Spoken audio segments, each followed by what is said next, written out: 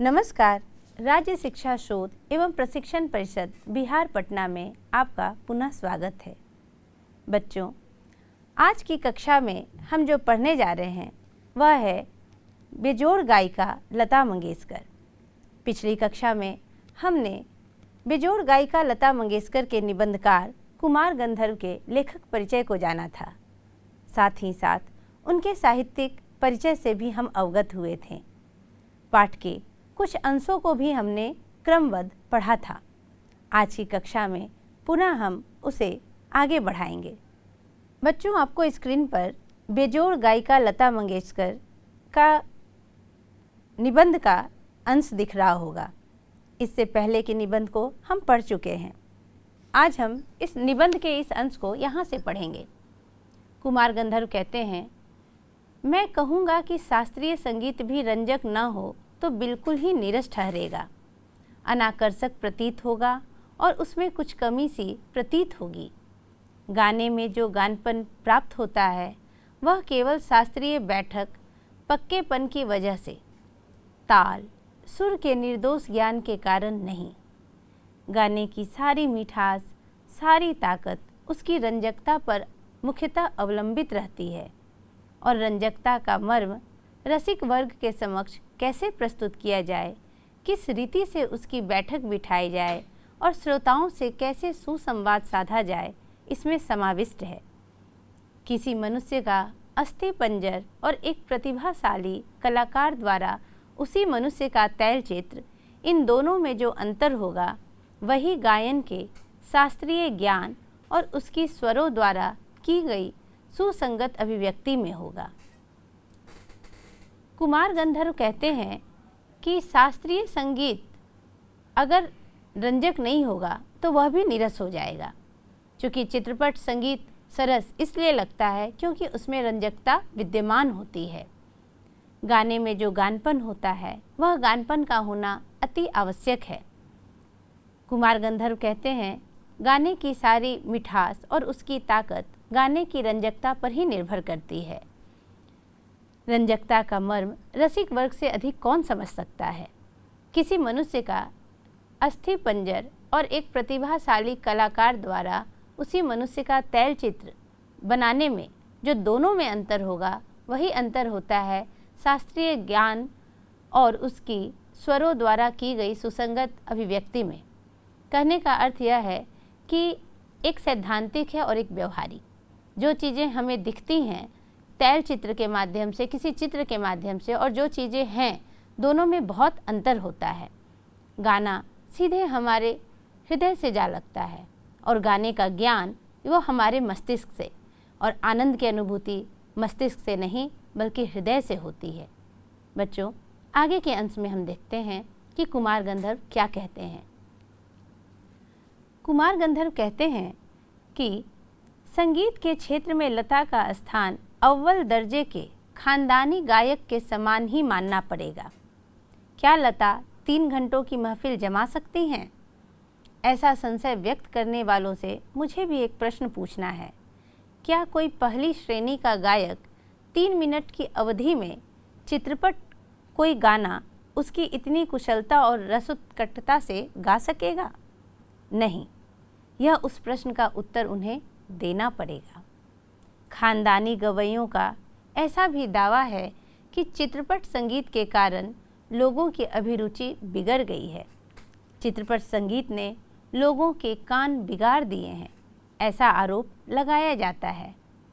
पर मैं समझता हूँ कि चित्रपट संगीत ने लोगों के कान खराब नहीं किए हैं, उल्टे सुधार दिए हैं। ये विचार पहले ही व्यक्त किए हैं और उनकी पुनरुक्ति मैं नहीं करूँगा।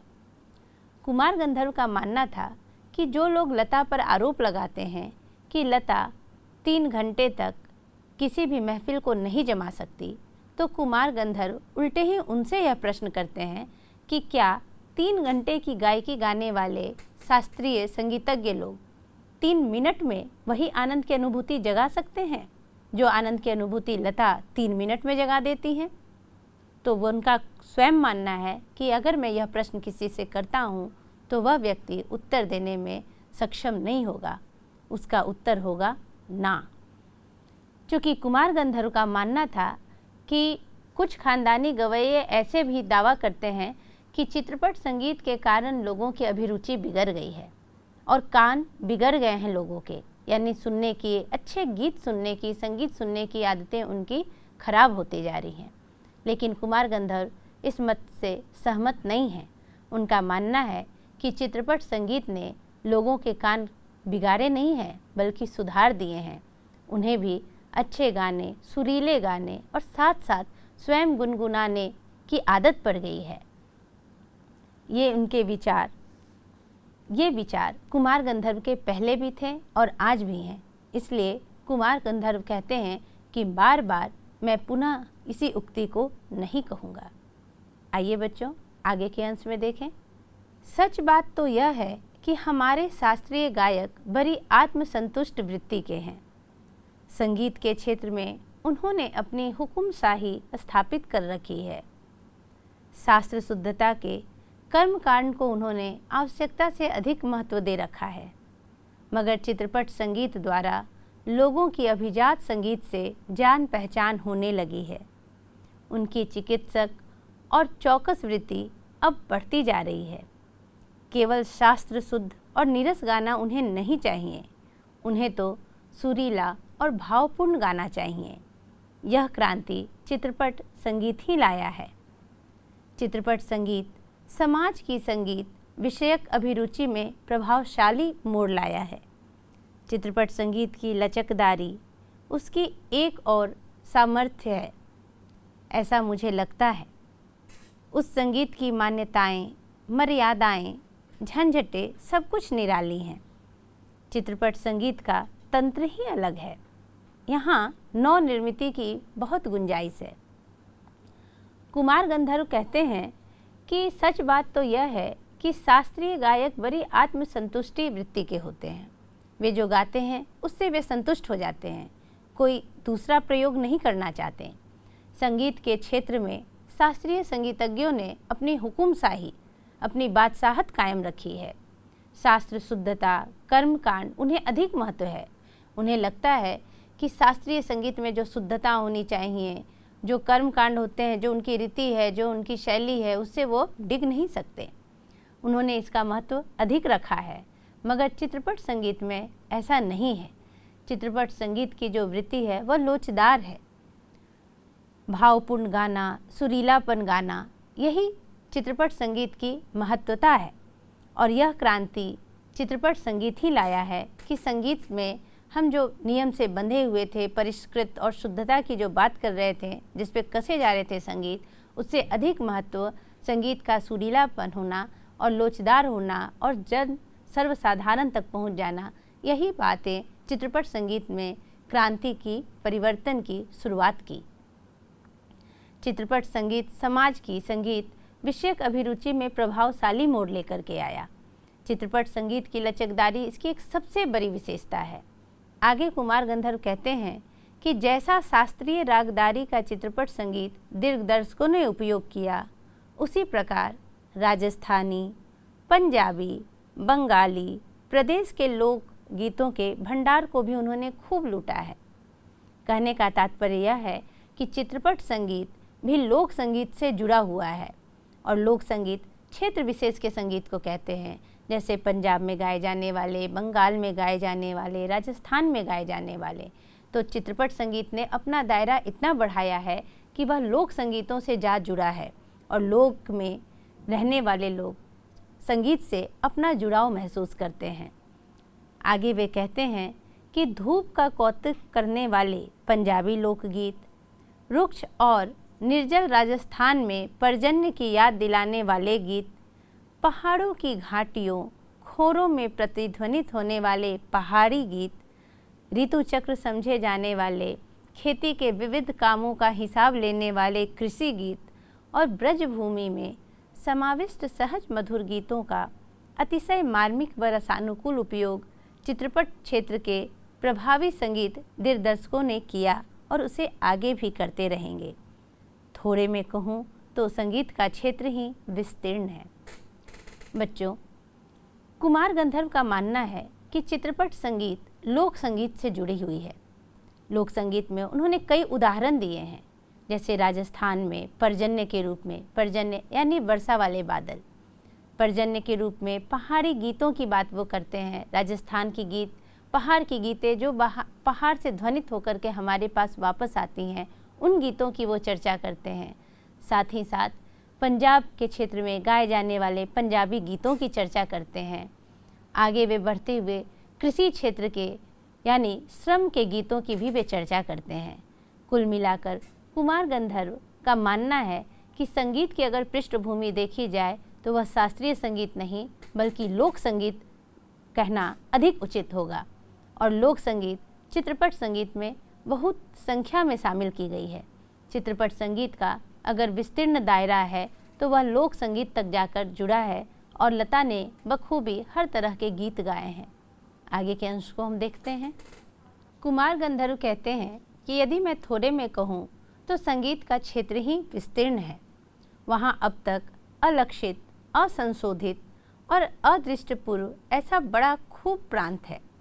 तथापि बड़े जोश से इसकी खोज और उपयोग चित्रपट के लोग करते चले आ रहे हैं। फलस्वरूप चित्रपट संगीत दिनों दिन अधिकाधिक विकसित होता जा रहा है। कुमार गंधर्व का मानना है कि संगीत का क्षेत्र जो है वह दिनों दिन बढ़ता जा रहा है और कई प्रयोग हो रहे हैं।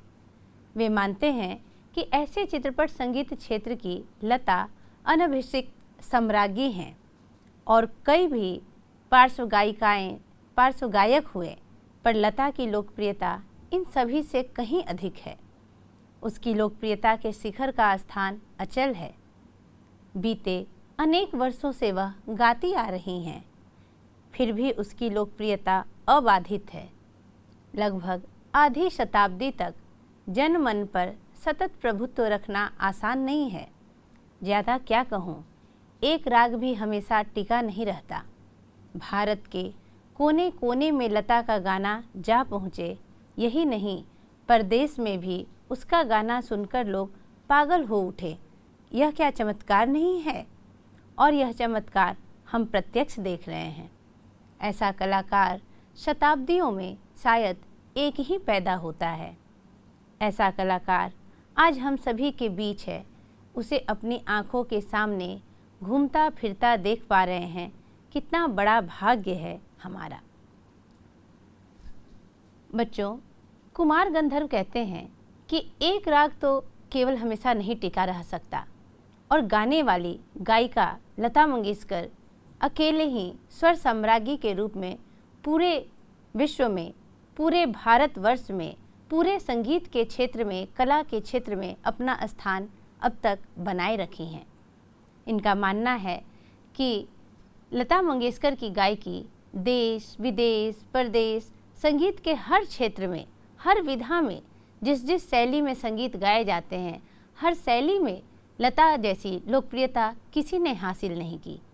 कुमार गंधर्व का मानना है कि यह हमारा भाग्य है कि ऐसी स्वर सम्राज्ञी, स्वर कोकिला लता को हम नित्य अपने बीच पा रहे हैं, उन्हें चलते फिरते देख रहे हैं, गा रहे हैं। बच्चों, यह लता मंगेशकर पे व्यक्तिपरक निबंध लिखा गया है और यह व्यक्तिपरक निबंध कुमार गंधर्व ने लिखा है। यह उनकी व्यक्तिगत राय है लता मंगेशकर के विषय में, लेकिन हम कुमार गंधर्व की राय से बिल्कुल वाकिफ़ रखते हैं।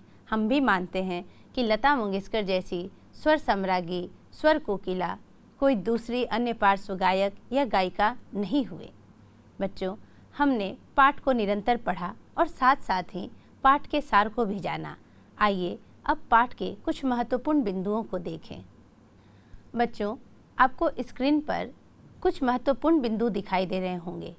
प्रत्येक बिंदुओं पर हम एक संक्षिप्त चर्चा करेंगे। पाठ के सार से लिए गए हैं ये महत्वपूर्ण बिंदु।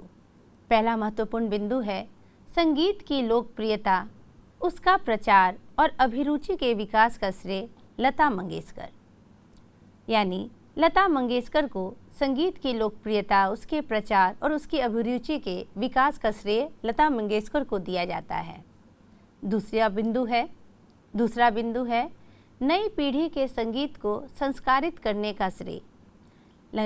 लता मंगेशकर ने नई पीढ़ी के संगीत को संस्कारित किया। न कि उन्होंने स्वयं गाया, बल्कि अन्य लोगों को भी इस क्षेत्र में आने के लिए वे एक आदर्श के रूप में स्थापित हो गई। भारतीय गायिकाओं में बेजोड़ और अन्यतम स्थान, लता मंगेशकर का स्थान किसी ने नहीं लिया। भारतीय गायिकाओं में वो बेजोड़ हैं, उनके समकक्ष कोई नहीं ठहरा। अगला महत्वपूर्ण बिंदु है लता के गानों में गानपन। हमने पाठ पढ़ने के क्रम में यह शब्द बार बार सुना है, गानपन, कि लता के गानों में एक गानपन है। गानपन का अर्थ क्या होता है? गानपन का अर्थ होता है वह गायकी जो एक आम इंसान को भी भाव विभोर कर दे। कहने का तात्पर्य यह है कि हर आम इंसान हर संगीत की शैलियों, उनके सुर तालों से, उनके शास्त्रीय और सैद्धांतिक जो पक्ष होते हैं उनसे वह उनका ताल्लुक़ नहीं होता, उनकी जानकारी उन्हें नहीं होती। बावजूद इसके लता के गानों में एक गानपन है जो एक आम इंसान को इन सब से दूर हटाकर सीधे गाने के प्रति प्रभावित करता है और गाने को वह अपने हृदय में समाहित कर लेता है। इसलिए यही कारण है कि कुमार गंधर्व लता मंगेशकर को एक महान गायिका मानते हैं। उनका मानना है कि उनके गानपन ने ही सर्वसाधारण के बीच उनकी जगह पक्की की और सुनिश्चित की। आगे के महत्वपूर्ण बिंदुओं में हम देखते हैं लता की गायकी की विशेषता। बार बार पढ़ने के क्रम में हमने बार बार इस पर चर्चा की है कि लता की गायिका की विशेषता क्या है। लता जैसी गायकी की विशेषता है उनके गाने का सुरीलापन, निर्मलता, कोमलता, सहजता, स्पष्ट उच्चारण, शास्त्रीय शुद्धता, मधुरता और नादमय उच्चार इत्यादि। लता की गायकी में जो सुरीलापन है, निर्मलता है, वही उनके गाने को विशिष्ट बनाता है। सुरीलापन, मधुरता उनके गाने के एक विशेष गुण है। यही गुण हमें आकर्षित करते हैं। आगे के महत्वपूर्ण बिंदुओं को देखें। लता का विशिष्ट नाम। लता कई नामों से जानी जाती हैं, जिसमें सबसे अधिक प्रसिद्ध है स्वर कोकिला और स्वर साम्राज्ञी। ऊंची पट्टी में गायन। लता के गाने की एक विशेषता है ऊंची पट्टी में गायन। कुमार गंधर्व ने हालांकि इसे लता का दोष बताया है, तथापि यह पूर्णतः दोष नहीं है, चूँकि ऊंची पट्टी में गाने की जो कला थी वह लता को आती थी, और लता को जो गाना गवाते थे वह चाहते भी थे कि लता ऊंची पट्टी में गाए। हालांकि कुमार गंधर्व का मानना था कि लता को ऊंची पट्टी में गाने की आवश्यकता नहीं, क्योंकि ऊंची पट्टी में गाने का अर्थ है केवल चिल्लाना। आगे हम देखते हैं करुण रस के गानों की अपेक्षा श्रृंगार रस के गानों की अधिकता। कुमार गंधर्व का मानना है कि लता ने जितने भी गाने गाए हैं, अगर उनकी संख्या देखी जाए तो वह श्रृंगार रस के अधिक गाने गाई हैं और करुण रस के कम।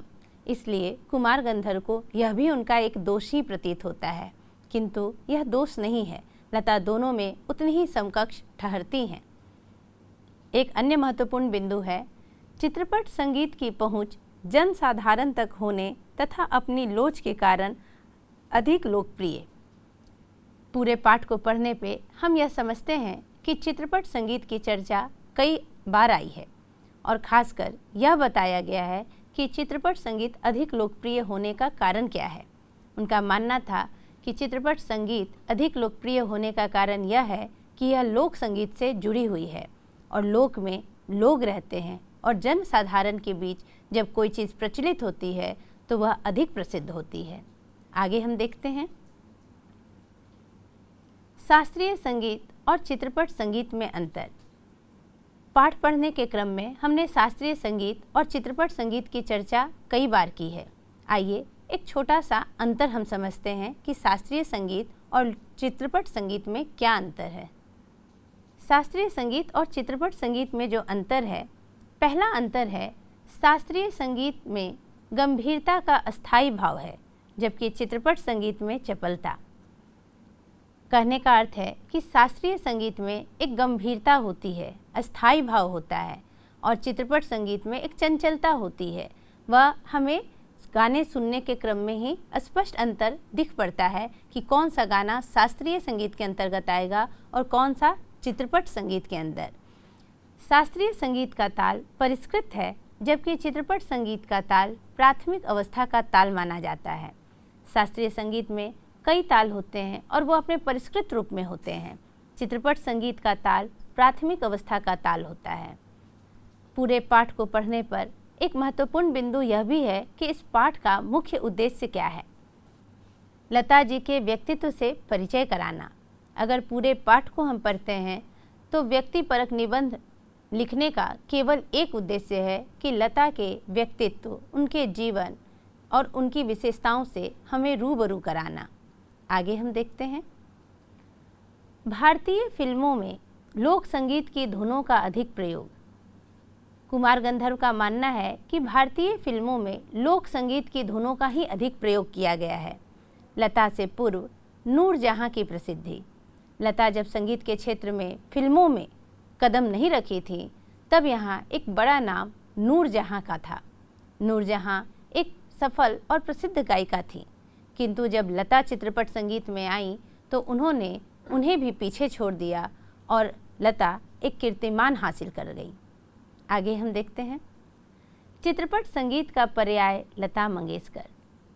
अगर संपूर्ण रूप से हम इस पूरे पाठ के सार की बात करें तो कुमार गंधर्व ने चित्रपट संगीत का पर्याय ही लता मंगेशकर को बताया है। तो बच्चों, आज के पाठ के पूरे सार को हमने समझा और महत्वपूर्ण बिंदुओं को जाना। बच्चों, पाठ को पढ़ने के क्रम में हमने महसूस किया और सुना भी, पढ़ा भी, जाना भी कि कई सारे ऐसे शब्द आए हैं जो संगीत के क्षेत्र के शब्द हैं, जो संगीत में शब्द प्रयोग किए जाते हैं। उन शब्दों को पारिभाषिक शब्द के रूप में हम जानेंगे कि वे शब्द के पारिभाषिक शब्दावली क्या हैं। आपको स्क्रीन पर एक एक करके कुछ शब्द दिखाई देंगे, उन शब्दों का अर्थ मैं बताती जाऊंगी। पहला एक शब्द है स्वर मालिकाएं। स्वर मालिकाएं की चर्चा की गई हैं। स्वर मालिकाएं का अर्थ होता है स्वरों के क्रमबद्ध समूह, अर्थात स्वरों का क्रमबद्ध समूह स्वर मालिकाएं कहलाता है। स्वर मालिका बोल नहीं होते, यानी वह शब्द नहीं होते हैं। दूसरा शब्द है ध्वनि मुद्रिका। ध्वनि मुद्रिका स्वर लिपि को कहा जाता है। तीसरा एक शब्द है शास्त्रीय गायकी। शास्त्रीय गायकी का अर्थ होता है जिसमें गायन को कुछ निर्धारित नियमों के अंदर ही गाया जाता है। ख्याल, ध्रुपद, धमार आदि शास्त्रीय गायकी के अंतर्गत आते हैं। एक अन्य शब्द है मालकोस। मालकोस से तात्पर्य है भैरवी थाट का राग, जिसमें रे और प वर्जित है। मालकोस एक राग है जो भैरवी थाट का राग कहा जाता है। इस राग में रे और प वर्जित होता है। इसमें सारे स्वर कोमल लगते हैं। यह गंभीर प्रकृति का लोकप्रिय राग है। पांचवा शब्द है ताल त्रिताल। ताल त्रिताल 16 मात्राओं का ताल होता है। इसमें 4-4 मात्राओं के 4 विभाग होते हैं। छठा शब्द है गानपन। गानपन एक ऐसा अंदाज जो एक आम आदमी को भी भाव विभोर कर दे, अर्थात जिसे गाने की बहुत समझ नहीं है, संगीत की अधिक समझ नहीं है, वह व्यक्ति भी गानपन से आनंद विभोर हो जाता है। सातवां शब्द है मध्य या द्रुत लय। मध्य या द्रुत लय। मध्य या द्रुत लय की अगर हम बात करें तो लय 3 प्रकार की होती है। पहली विलंबित लय। विलंबित लय का अर्थ होता है धीमी। धीमी गति से, धीमी लय से जो गाते हैं उसे हम विलंबित लय कहते हैं। दूसरा लय है मध्य लय। मध्य लय का अर्थ होता है बीच की, यानी जिसमें न धीमी होती है और न तेज होती है, तो वह लय मध्य लय कहलाती है। तीसरा लय है द्रुत लय। द्रुत लय का अर्थ होता है तेज, जो मध्य लय से 2 गुनी और विलंबित लय से 4 गुनी तेज लय द्रुत लय कहलाती है। द्रुत लय का अर्थ क्या हुआ? द्रुत लय का अर्थ हो गया जो मध्य लय से दुगनी और विलंबित लय से चौगुनी गाई जाए, वह लय द्रुत लय कहलाती है। 8वां शब्द है ऊंची पट्टी। ऊंची पट्टी के शब्द का अर्थ है ऊंचे तार सप्तक के स्वरों का प्रयोग। हमने पढ़ने के क्रम में भी यह जाना था कि लता मंगेशकर ऊंची पट्टी का गायन करती थी और यह गायन की शैली कुमार गंधर्व को अधिक पसंद नहीं थी। आगे देखते हैं। 9वां शब्द है जलदलय। जलदलय का अर्थ होता है द्रुत लय। द्रुत लय यानी तेज। अभी अभी हमने द्रुत लय का अर्थ भी जाना था, तो जलदलय का अर्थ होता है द्रुत लय। 10वां शब्द है सुलभता और लोच। सुलभता और लोच का अर्थ होता है स्वरों का बारीक मनोरंजक प्रयोग। स्वर के ऊंचे, अवरोह, आरोह, ऊंचा उठना, नीचे गिरना, ये सब जो बारीक मनोरंजक प्रयोग होते हैं वे सुलभता और लोच कहलाते हैं। तैलचित्र। तैलचित्र की अगर हम बात करें तो जिस चित्र में तैलीय रंगों का प्रयोग किया जाता है उसे तैलचित्र कहते हैं। ऑयल पेंटिंग के नाम से भी हम आजकल इसे जानते हैं। एक और शब्द है, वह शब्द है पर्जन्य। पर्जन्य का अर्थ होता है वर्षा वाले बादल। वह बादल जो वर्षा कराने के लिए वर्षा के समय आते हैं और बारिश शुरू होती है, उस बादल को पर्जन्य बादल कहते हैं। तो बच्चों, आशा है कि अब आप इस पाठ को पूर्णतः समझ गए होंगे। चूँकि पाठ एक निबंध शैली में लिखा हुआ था, इसलिए उसके निबंध को हमने अंशों में पढ़ा और हर अंश में पढ़ने के साथ साथ हम कुमार गंधर्व की राय को भी सुनते गए। लता के व्यक्तित्व और उनकी विशिष्टता दोनों से हम परिचित हुए। साथ ही साथ चूँकि यह संगीत पर आधारित पाठ था जिसमें गायकी की विशेष चर्चा की गई थी, तो हमने संगीत से जुड़े हुए भी कई शब्दों को आज जाना और सीखा। तो बच्चों, आशा है कि अब आप इस पाठ को पूर्णतः समझ गए होंगे। अगली कक्षा में हमने अपनी कितनी समझ बढ़ाई यह सोचेंगे और जानेंगे, और प्रश्न उत्तर के माध्यम से हम अगली कक्षा में पुनः मिलते हैं। धन्यवाद।